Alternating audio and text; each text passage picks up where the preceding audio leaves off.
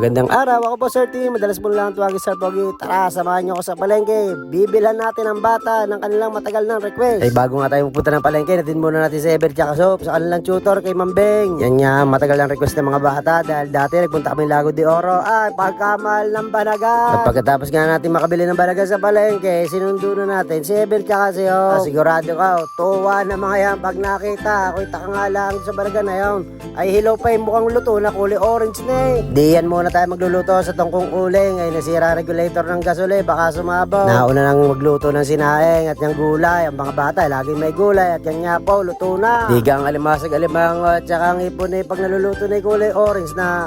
Yan o, luto na, orange na. Ito nga palang balagan ay wala pang kalahating kilo ay pagkamali, yan laman, 400. Feeling ko nga ang binili namin dito yung balat na matigas, yun na nagpabigat eh. Eh kung sa tigas lang ng balat ay talagang matigas. Nung binubuksan ko nga ulo ng balagan at yan ang pinakamalaking parte ay walang laman. Ay sa sobrang excited nga ng mga bata, hindi pa ako tapos magbalat ng balagan ay nag-aagawan na agad.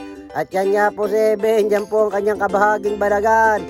At yan naman po siya, ang kanyang kabahaging balagan ay pagkaunti. Eh sa unti na lang na nakuha diya, eh silang dalawa lang na nga eh. At kami, diyaw, nagpirito na lang ng dilis, eh siya sa ibang araw, baltaan ko lang kayo, paalam.